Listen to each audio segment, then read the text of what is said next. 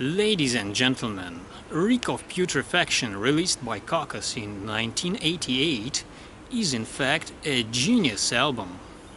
For a long time, I had not been able to accept it as a musical work of full value, and this disability is still widely spread among metalheads, including, for example, a certain Mr. Emmett, ex-guitarist of Carcass, who claimed that he appreciated the seriousness of the band only after the release of Symphonies of Sickness in 1989.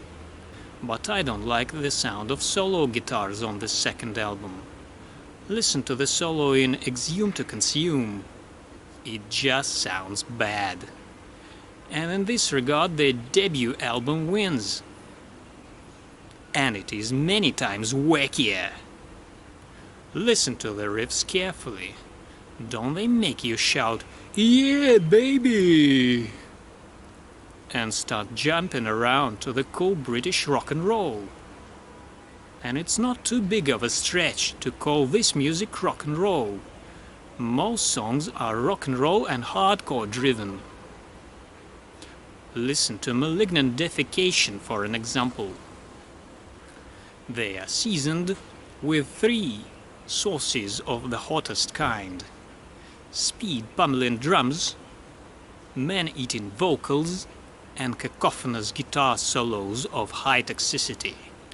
As we know, there are lots of legends and myths around the recording quality of this masterpiece of glorious music. Like, the sound quality sucks. You can't hear guitars, you can't hear the vocals and the drums. Well, you can't hear the drums either. Ladies and gentlemen, this is like those speculations about the ending of the comedy Eulalia, the Pot of Gold, by the Roman playwright Plautus. It is lost, therefore people can lie about it whatever they want. Well, stop lying and speculating.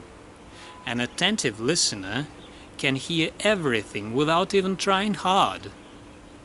Firstly, the unholy vocal trinity of high-pitched angry screams, dry growls, and guttural rumbles can be clearly heard.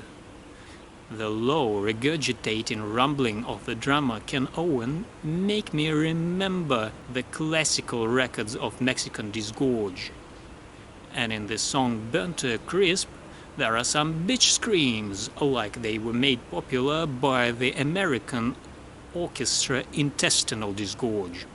As for the riffs, they melt together in an indistinguishable avalanche only at the moments of blasting apocalypse. And even in those moments, to hear the beauty you just need to turn up the volume a little bit. And in all other places, everybody can enjoy groovy riffing of Mr. Steer. In the second half of the record, on side B, you can even discern the ferocious, ultra-low, crunchy bass. So the sound quality is fine. And the material just rips. Here's a bunch of hits to illustrate. Genital Grinder, just a monumental instrumental, to cover which many glorious bands consider as an honor and a must. Regurgitating of giblets, deadly hardcore punch in the face. Biosissified, rotten to the gore, a melodic masterpiece. Carbonized eye sockets, a hit song with a cool drumming part and amazing riff closer to the ending. Fermenting innards, a slow track at the start with a hellish solo part and a stone dancing riff. Separation, a song with the riffing straight from hell. Splattered cavities, a somber number with dancing rhythms. Burnt to a Crisp, a long soulful ballad with all of the tasty seasonings and a crunchy crust of riffs. Man, every song on this album is full of cool stuff for those who like to have some fun and dance with the girls. This is amazing crazy nourishment served in the raw form, and the fat, low sound suits this meal perfectly. If you accompany it by reading, you will get not only sensual, but also some rational pleasure. What do they write about? Well, these topics have occupied the minds of thinkers since antiquity. Take the Greek philosopher Protagoras, who said, "Man is the measure of all things. All the things that are, that they are. All the things that are not, that they are not."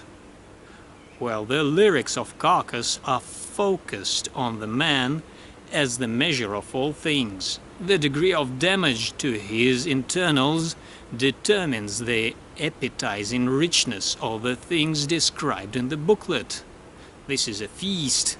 So listen to Carcass, partake in the feast, and enrich your knowledge.